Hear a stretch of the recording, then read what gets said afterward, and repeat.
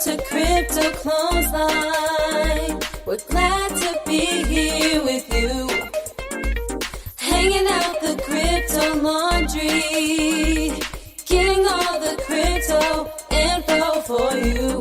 Crypto Clothesline.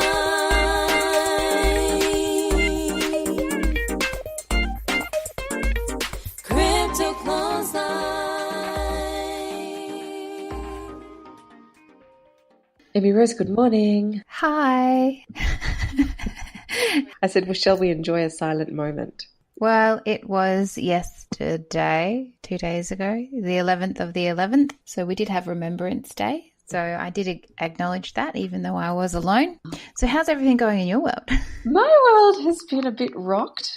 We spoke with Lucas about this sort of work-life balance, and I don't find it easy. I get so enmeshed in my work, and he talks about it too, that his work is almost like a hobby and a hobby is like his work. So I love the work that we do. I love the work that I'm doing, Where to Shop with Crypto, and the speaking and the emceeing and what have you, the event organizing. That's super exciting and stimulating, and it makes my heart sing in a way. But then I swing right back into where my family needs me, and I need to give more focus and more time to a child who is perhaps struggling, feeling a little bit left out, or feeling that his needs are not being met. And as much as our children are so incredibly egocentric, like they say, don't they, that from the age of 0 to 2, the whole world is about the baby. So we're like, oh, what a beautiful baby. Everything's about the baby. But as adults, we are struggling with not being the center of everyone else's worlds. That has been a bit of a challenge, I've got to say. Just having a little bit of mama heartbreak about seeing my son have some challenges. So, yeah, that's being real. Yeah, and anyone that you love, seeing anyone you love having challenges, particularly when you can't fix it. It's their own cross to bear. It's really hard. Yes and no. Like, I'm looking at that and I'm going, okay, I know that these are challenges of moving from being a child to being a young man, and people always talk about that hormonal influx, around those early teen years and all the challenges that are there. But I also feel that there's a huge amount of personal responsibility, which is another theme that comes into our conversation with Lucas. But as a parent, to actually say, okay, the buck stops here. Like, I need to let the outside world deal with itself, because I'm actually just going to be here having a conversation with you and doing something with you. So for me, it's that constant balancing act about coming back into the family fold, going out into the outside world, back into the family fold. And in all of that, as my housemate has, nimbly and neftly reminded me, where's the space for me, as where's the space for you as an individual too, as a mother, as a parent, as a person. It's a stimulating but incredibly arduous task we have as being parents and people that are making meaningful work in the world as well. I like my structure, Beatty. You know that about me. But lately I've been quite flexy. Oh, that's good. Flexy. A couple of free-range kids going around here.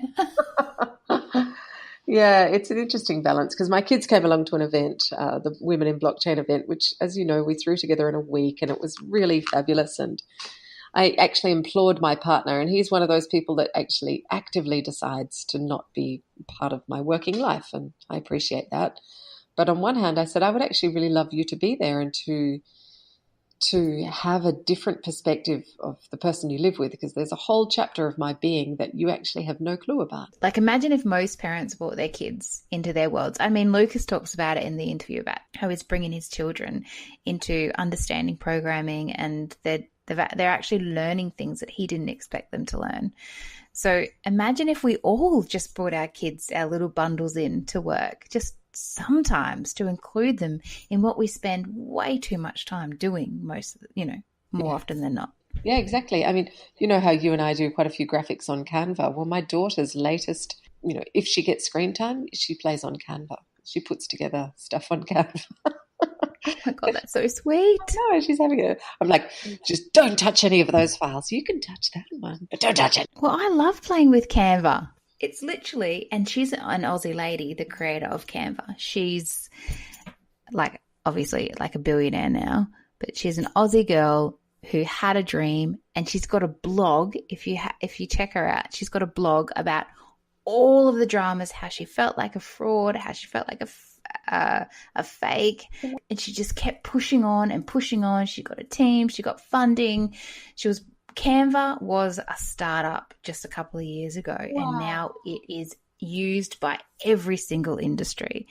And she's an Aussie, so I have to give her full credit. And how awesome is it that Umbra is using something that literally was non-existent a couple of years ago and now adopted by everybody? Yeah, and she's not sort of wanting to jump on some sort of kiddie game. I mean, I don't mind if she gets a little bit of that, but, it's all heavily monitored. But that she wanted to upload her images from her photo file onto Canva. I was like, these are actually really meaningful skills, which it's playing now, but it's learning, definitely. Well, and on that note, before we go into the interview, we are the Crypto Clothesline podcast hosts. Our show is about helping women join the blockchain wealth revolution for themselves and for their families. Our names are amy-rosegoodey and Abiti Catherine Pass, and we're speakers in blockchain, crypto, and we're on a mission. We are learning together with you, talking with leading experts in the space, exploring cutting-edge technology projects that are shaping the future for our children. This podcast is for intelligence and growth, and our values are for peace, harmony, and collaboration on the planet. You can support us to help provide the quality and fun that we continually deliver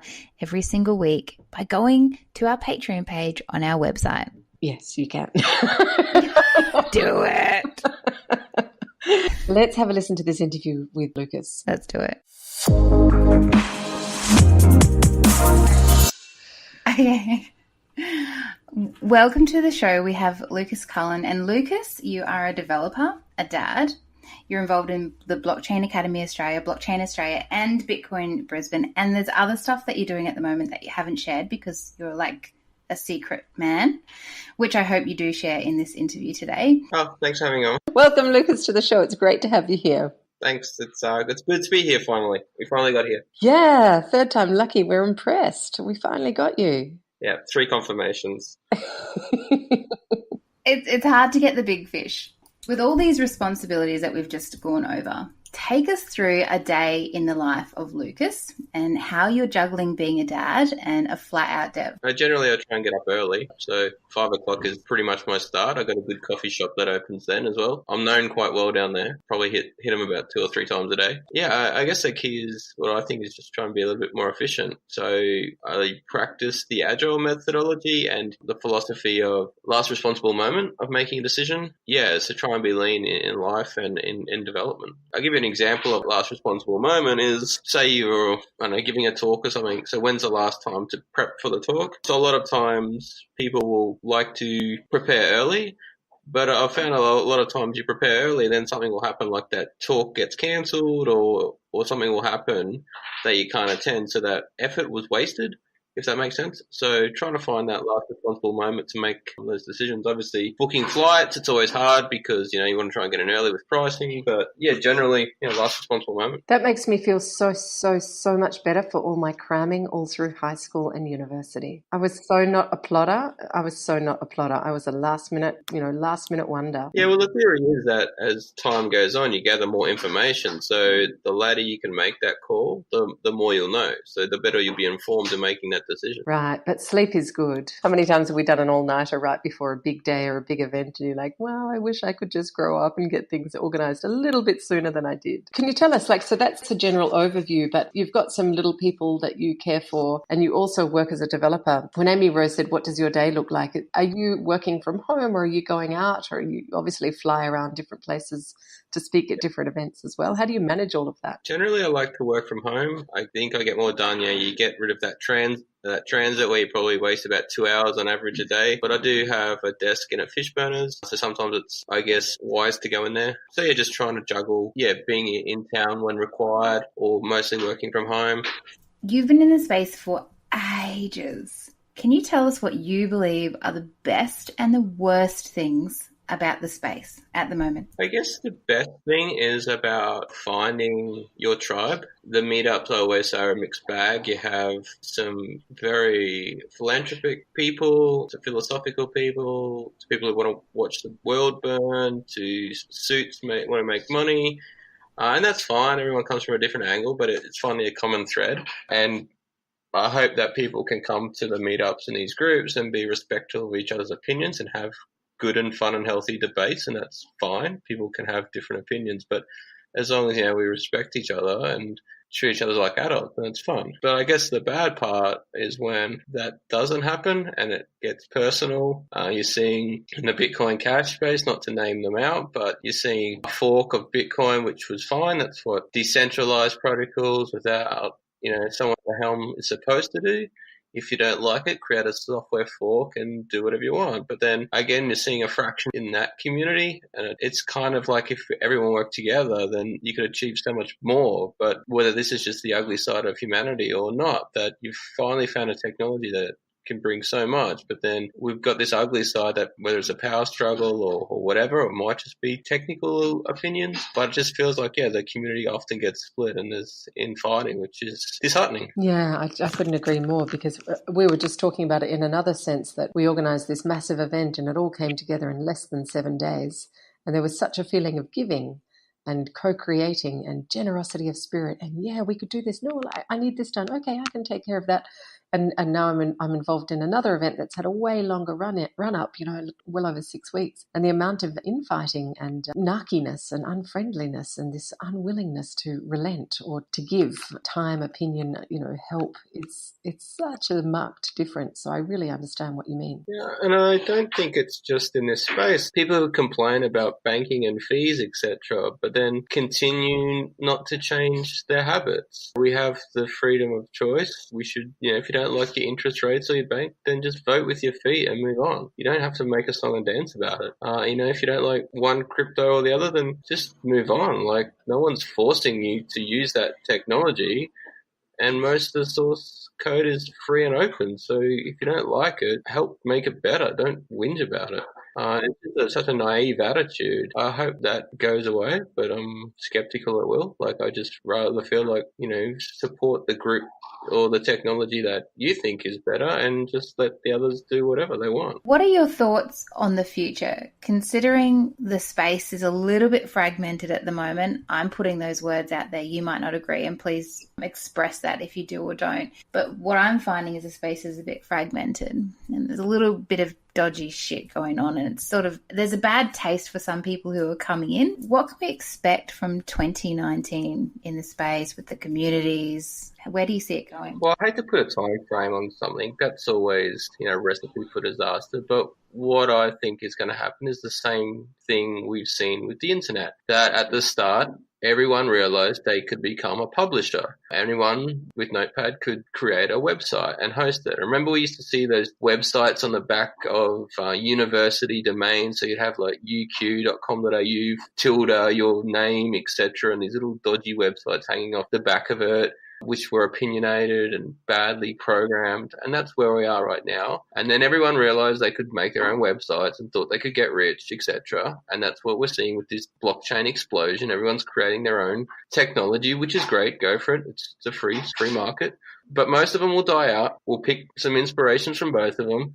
It'll probably come down to a majority share, like your search engine is probably 2 or 3 search engines that everyone uses. It'll be the same with this technology, that there'll be predominant technologies. It seems to be with tech that there's always 2 or 3, like browsers are always Firefox and Chrome and a little brother hanging off the back, enough for 2 or 3.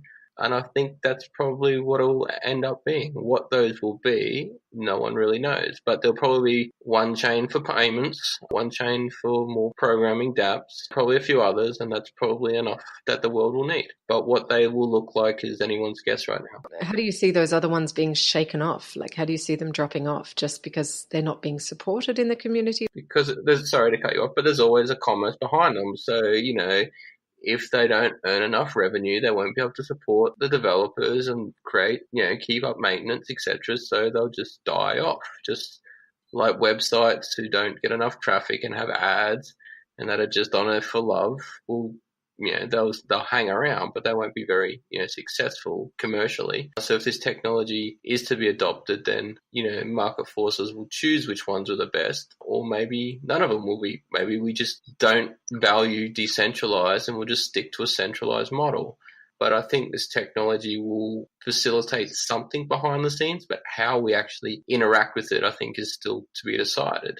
So it sort of comes down to people getting re-educated and creating new sort of neural pathways, new skill sets, new habits. Yeah, or I think probably the other way it'll go is like, like so we've got children and they will be going, really? You had physical Pokemon cards that you traded around the playground? Well, how did you know that there wasn't a total supply? And how did you know that they weren't cryptographically signed, Dad, from the artist? And we'll be looking like the crazy ones, and I think that's the change that will happen. And to me, like those low value in quote things where collectibles are pretty ridiculous, like it really challenges the idea of money, that someone's favorite Pokemon card might be worth thousands, where to other people it's just a piece of paper. So I think those little pockets or use cases will probably facilitate this technology well, and they might be the Trojan horses that spin out to other things like fine arts and provenance of food and other use cases, certification of vehicle registrations, etc. But I think that's probably the one way it'll go, that it's the youth that'll bring this into fruition through some kind of obscure use case like the one I just mentioned. It's really interesting because I've listened to Abraham Hicks over the years, and he, whatever, talks about children being born sort of cell phone ready, that they've got literally programmed into their DNA from previous generations. They already know how to, do all the stuff which we had to learn in a clunky kind of step-by-step way because it was all new technology for us, whereas they're born. So maybe the future or current generations are born sort of crypto ready or cryptographically ready. We were of the generation, like we used to record our favorite song when the DJ played it, and you sit behind, sit next to the wireless, so to speak, and wait for that song to come on and record it. Now my 4-year-old daughter goes up to Google and says, "Hey, play this," and it does without fail. It's night and day how far technology's gone, but we don't kind of realize how far we've progressed, and this is accelerating. It is actual exponential growth. With the open source movement, but source code is now generally free and shared, which has, like I said, this exponential explosion on innovation. And as an exponential curve goes, it's only going to get faster. Well, I also think that we have a pretty big role to play. I know the next generation is going to be pretty epic. But I mean, I went into a servo, I gave the guy, this is yesterday actually, $100 note to pay for my fuel, and he put it into this machine to check that it was real. And I said to him, it's actually not real, but like wherever that machine says, you can accept it. And he just laughed because the machine beeped. But ourselves, we know what the current situation is. We know all about cryptocurrency. I myself know that I want to get my children involved in creating technology rather than just being the victim or the users of it. But Lucas, you've got kids. What are your thoughts on teaching our children, programming and development and that sort of thing? Yeah, I'm a big advocate of it. Both of my kids have their own GitHub repo, and we make little fun games. Like my daughter, we make little, like when she was 3, making little crypto kitties. It's fun, and there's some skills they picked up that I didn't think would happen. So even typing and spelling around the keyboard was something I hadn't even thought of. And then understanding what Dad does all day, because I'm not a fireman or a policeman, so what do I do all day? Having that understanding was a little bit of a bond, and I think it's good that your children have that understanding. And I believe it's going to be a necessary skill. It's kind of like, I guess, math is, underlying, how math works and how to do it, but you can still use a calculator. So it's having that understanding of what's happening under the hood. But I think having that, that basic understanding is good. How computers work is good. And you're actually seeing it a lot. There's actually a bit of a misunderstanding with a lot of engineers now that they don't understand how computers work. They know the high level languages, but they don't really know how things compile down. They haven't done the down to the gates, etc. So they've got a high level of abstraction, which I think is a little bit not dangerous, but it's a bit, it's kind of the same vein that we need to understand how things should operate at all levels. But I guess that's hard as technology explodes. So it's finding that balance, I guess. Yeah, because you also look at, we were talking at the very beginning of the interview about the pressures on, pretty much we were discussing how we find that balance or imbalance as working parents. And I think that we live in a generation where there's so little time to take care of ourselves and even to connect with our children. And we're facing all these crises of, teenage youth feeling disconnected and feeling like they need to find meaning, and they do that through peer groups and maybe unhealthy choices. And so it goes on. And we're sort of looking at this developing sort of sickness, if you want to call that, within the social strata of how families are so busy that they're not even taking care of business on a baseline level at home. And yeah, I mean, that's my excuse for not knowing jack about tech. But we're coming up to a time where it will give our children a leg up if we expose them to what's required in the future. So it may not be essential, but it will give them, the skills that they need to have a really, really good job, which is in the past, if we wanted our children to be mechanics or if we wanted our children to be lawyers, we would create that pathway for them to have that opportunity. But to not give them the opportunity from the get-go, yeah, I think that's a bit unfair. I think that's a good point, but that's also making the assumption that all children are going to have that interest. And while it's really important to expose them to that information as a potential learning sort of fertility ground, if you like, I've certainly offered it to my sons and they couldn't give a hoot. They really don't give a flying, although my daughter was much more interested. So I think it also depends on each child, or each human is born with a certain genius type, I think, and there's an area in life that they naturally excel at and other areas which are actually quite hard work. So I don't think it's a given that all children are going to necessarily adopt this learning with a lot of glee. Yeah, that's right. Sure. When we met in Block Conscious at the Block Conscious event, the summit in Brisbane earlier this year, and you and I were both involved in a panel discussion called Reimagining the Future with JP Parker, moderated by JP Parker, and it was looking at the utopia and the dystopia of how all these technologies, could they be creating this fantastic world or could they be creating a very dark world?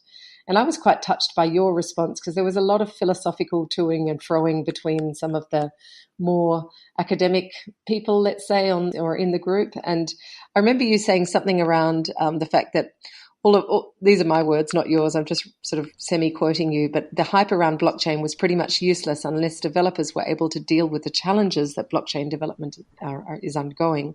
Can you elaborate on some of those challenges? Like if you were saying something like, if we can't fix the tech, then the tech can't fix these problems. Well, I guess there's a few points to that. One, the tech is evolving very fast. It's probably one of the quickest changing techs that I've ever been involved with. So I used to work with technologies like .NET, and the releases were literally 3 years until you had a new version, or Visual Studio came out every 2 or 3 years. This stuff is if you look at the Ethereum EVM, it's daily build. So it's hard to find that balance of keeping up, or doing it day to day.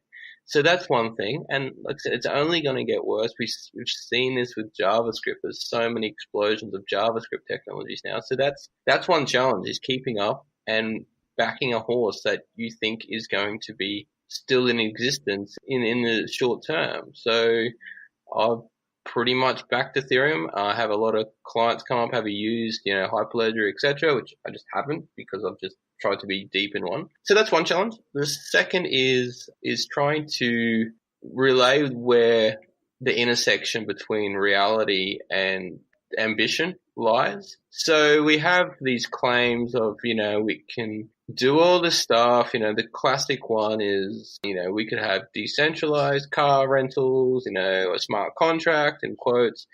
You pick up your car and then you return it and yada, yada, yada. Then I always challenge that. Well, if you read your terms and conditions on a car rental, it's something like the car will be returned in a reasonable condition. And I challenge these people to say, well, how do you program returned in a reasonable condition?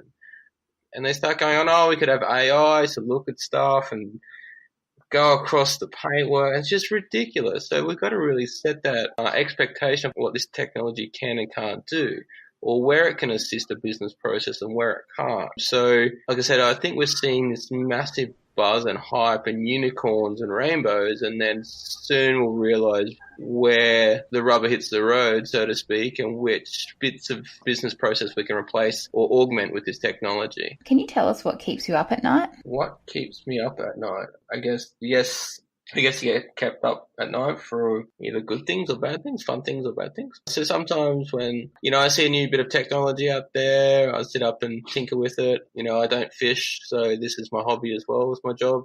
I don't know if I'm fortunate, or perhaps that we have the choice of where we can choose where to work, and I choose to work in an industry that I love. So generally the lines between work and hobbies are very blurred. So when I see new technology, I'm up coding away. I like to contribute back to the community. So I think it's incumbent of me as a developer that if I see a bug or something, I don't complain. I just make a pull request on GitHub. So I've just been doing that with one of the .NET products called Meadow, which have just done a .NET-based EVM for your listeners. That Ethereum virtual network runs on nodes, which are typically written in two languages. Go, which is a fun language, but it's a small subset of developers, and Parity, which I believe is written in Rust, don't quote me, which is probably another subset of developers. So the whole Ethereum network runs on languages that not too many developers know, which is, to me, of concern.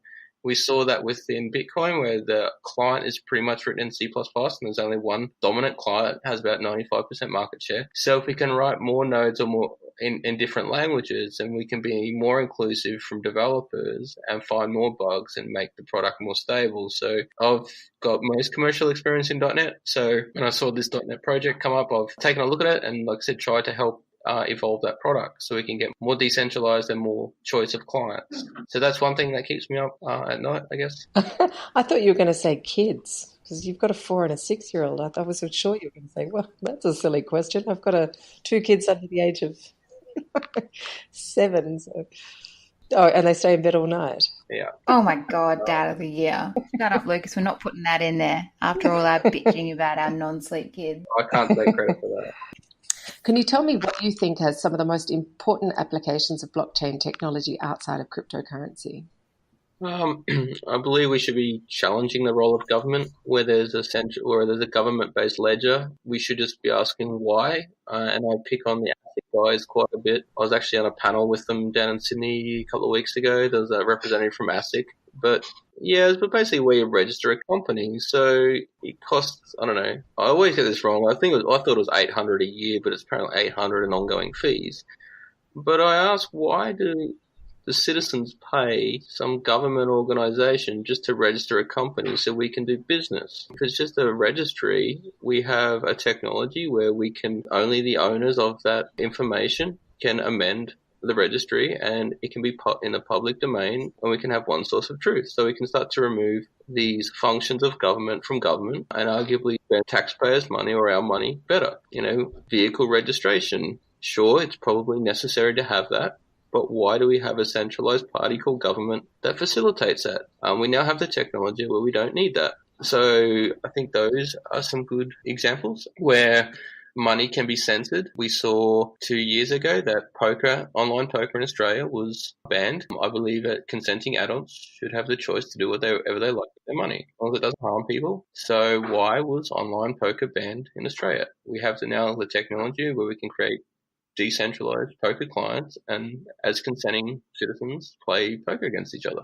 I think the idea that, I've said this at a number of talks, where the people that meter you are the same people that bill you is a ridiculous proposition. And I believe in the future that we'll look back and say, what were we thinking? So a classic example is your power bill. The only evidence you have that the power company invoiced you correctly was from the power company. And that's just the status quo.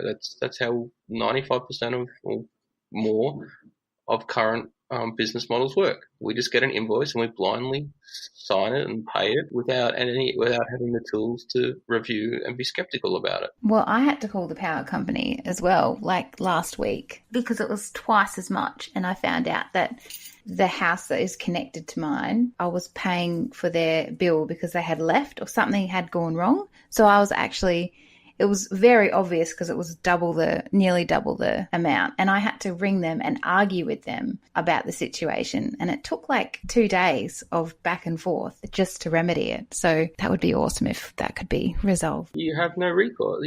You're bound to them. Like I had a similar argument with one of the telcos, but I have no evidence. They can make any claim against me that my phone used so much data, and I have absolutely no way to refute that. Saying I work for, let's say, an Australian tax office, not maybe a. And if you think about it, lodgements are ridiculous as well. Not ridiculous. Like, there's quite harsh penalties that if you don't lodge your tax return before the 31st of October, then you get subject to penalised. But the only people who can assert that you lodged it are the ATO themselves. That's ridiculous. Perhaps we lodge our return or even the hash of our return on a chain so we can say, hang on, here's the timestamp plus or minus 12 seconds on the Ethereum network. Then I do have evidence. We do have a neutral party that we can have some recourse on. And the ATO, let's say they do act fairly, they also spend enormous amounts of money on infrastructure in the event that that happens. So at the cost of the taxpayers. Just to validate or invalidate that claim that, yes, I submitted my tax return before the end of the financial year or at the end of the tax period. And timestamping with a blockchain is a fantastic use case of it. Then we could actually start programming tax legislation, because tax legislation to me is pretty simple. It's income minus expenses, which is just a simple function. Then we could start to program tax returns on a chain and have settlements instantly. It's really improving efficiency, isn't it? And by improving efficiency, saving people money in the long run. Exactly. But efficiency is one, but like I said, it's the auditability as well. Like, you can't at this point in time say you submitted your tax return on time. There's no evidence to have it. Well, it sounds logical, but what do you think the time frame is that we're looking at for this sort of adoption and the hurdles that we need to jump through? The time frame is now. The time frame was yesterday. It's being used, right? It's up to us to now educate this, and if we believe in this technology, it's up to us to start supporting these startups or these use cases of technology so it does grow. There's a lot of these startups out there pushing these ideas, so start using them. So I believe it's here, and then hopefully they get mass and become the de facto standard. I just signed up for WeMe, which is an alternative to Facebook, and that was, it's encrypted and all this I don't think it's decentralized, but either way, it's a lot better in theory than Facebook due to the privacy crap that's going on.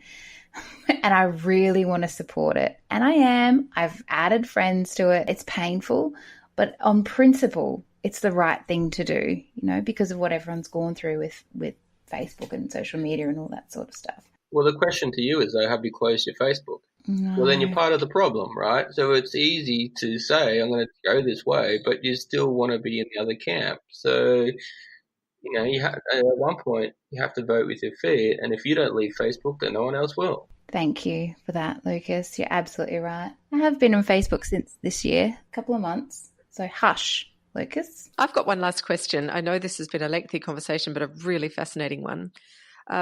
Certain social impact groups say that we've got like a critical time of 8 years before there's complete mammal extinction on the planet based on how things have been going up till now.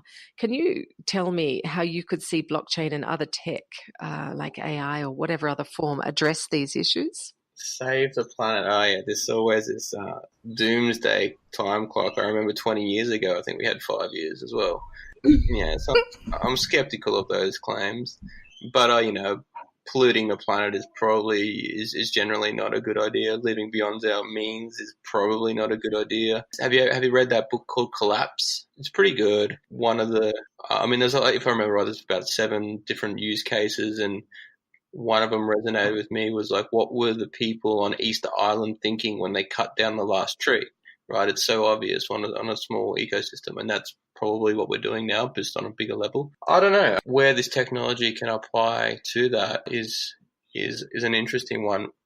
Bitcoin mining is often, I guess, grandstanded as the evil of this space and very ungreen because of the electricity burning. But I challenge that the biggest cost to Bitcoin mining is the electricity expense. So naturally, I should say that people generally will find cheaper supplies of power, and solar power is probably one of those. So perhaps market forces will drive efficiencies in power and renewables. That's one outcome, one benefit that might come from the crypto space. Yeah, and I guess if we start to have more transparency on perhaps like fishing permits and those kind of things and get some insights on what corporations are doing, that may have an effect. But I just think people turn a blind eye. Like, we all have that consumer choice. We all go to the supermarket and we all have that point. where we can choose free-range eggs or other eggs, although, free-range in quotes, because just because a packet of eggs has a chicken and a blue sky and a green grass, by no means is that thing free-range, and I'm skeptical that all those eggs don't come from the same thing anyway. But generally, people just turn a blind eye, and that everyone has that choice, and generally we don't. The moving the sand grain paradox, that we think that our own one decision won't make any change, but, we understand that if everyone does it, then we will form change. I generally believe that information is good, irrespective of context. We actually had this argument that if this technology, from a philosophical point for our company, if this technology got used for perhaps like prison camps, should we take on that client? And I argued, well, perhaps we could get some insight into what happens in prison camps. So information should generally be good because it gives consumers choice. And if we can have tamper-proof evidence, or information, that's probably even better. So I guess if we start putting things on chain and we can get some real insights to habits and behaviors, then maybe we can make informed decisions as citizens and as people. Wow, it's been a pretty deep interview. But to close, Lucas, thank you so much. Okay. Well, we've just got 2 more hours to go. So there'll be second chapter and third chapter, and just we'll have 10-minute breaks. No, you're shitting your pants. Okay. So, but our last question is, do you have a favorite quote? Do I have a favorite quote? That's a good one. I have a couple. One that comes to mind isn't appropriate. Your best one. I do like the Ned Kelly, Such Is Life. Kind of subscribe to that a bit. Just roll with it. Bad things will happen, and such is life. Get on with it. That's probably my favorite. Oh, that's nice. Do you have a beard? Do you have a beard, and do you have a tin hat? I've got a beard and a four-wheel drive Hilux. Yeah, I like that. We can probably call him Dev Kelly. Probably no secret that I'm a bit anti-establishment or anti-authority, so maybe it's fitting. Well, thank you so much for joining us today. It's been a varied and fascinating chat, and having this conversation with someone who has had such a rich background in the crypto blockchain space, but also, you've got quite a few perspectives that go well over and beyond simple, not that I think development's simple, but, technology aspects, so that we really have touched on a lot of philosophical things too. I guess that's why I got into it too. It's a little bit fun. It challenges a lot of understandings about money in the world and value and what's possible, and a bit of challenge on authority. If we can have technology that can facilitate some of these things, and we should just ask ourselves, what's the point? What's the point of government if we can do this ourselves? Well, thank you so much, Lucas. It's been a pleasure, and looking forward to going on this journey with you and the rest of the crypto community. Likewise. Thank you very much for having me. Thank you. Bye. Well, that was a fascinating interview from the point of view, I was quite surprised that somebody who has a job as a blockchain developer has so many opinions on things that are as varied as sort of raising children right through to, getting blockchain protocols into the ATO. I shouldn't be surprised, because listening to him, I was just listening to a very intelligent person air his ideas and his understanding. But it did surprise me because, as we know, sometimes blockchain developers don't talk very much, or developers full stop. No, they don't. But they're incredibly interesting, and he's a genius. I'm just going to throw it out there. I think sometimes this is my perspective, he's just got so much information in his head. I don't even know how he chooses, or what aspect, because it must be exploding out of his brain. Like, these girls need to know this. They're not asking the question. Hold back, Lucas. Keep it in. But then you've got your introverts and your extroverts, haven't you? And other people even claim that there's such a thing as ambiverts, which are a little bit of both. But I think introverts, they carry so much information on the inside, and they only really release what's super pertinent.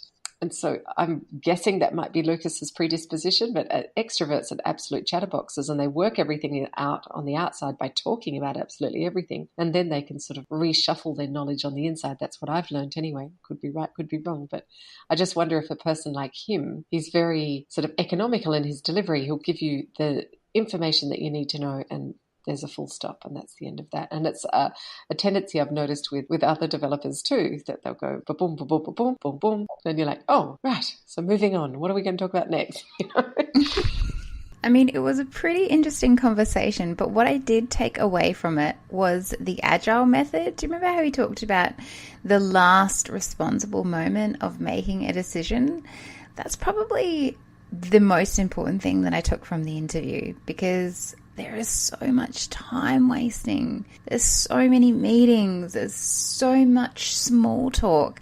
And there's a load of BS happening. And it confirmed my position that I guess, I've been trying to be really pleasant and, do the right thing by people. But really, this is my life. This is my time. And I don't have capacity to share that all the time. We have to put ourselves first and our businesses first and our products first if we want to make the most of our time on this planet. Yes, I thought that was a very good idea. No, it's kind of similar to that notion of the theory versus the practice. Like in theory, you could do this, this, and this, but in practice, you can get that done. And I think that's an interesting one, because from the perspective of sort of metaphysics, I think it is, you have to imagine something. It's like that, 50, the cup experiment. You need to imagine and have the feeling that something's going to come to pass before it can actually even find airspace to do that. I think you need the ambition, or you need the ideas, in order for the practice to catch up, or the tech to catch up. Well, there's that. And I just think people need to be logical and aware of where we are at the moment. Having said that, it is developing so fast, like the momentum behind technology. I mean, you said, your partner's, am I allowed to talk about this? Yeah. You said that your partner is going to be losing his job because all the cars are going to be autonomous. And I was talking about this a few months ago and talking about this to people. They literally said, that is years away. Why are you bothering talking about this? Yeah. It's like, well, actually it's not. But people can't understand that it's actually moving so fast.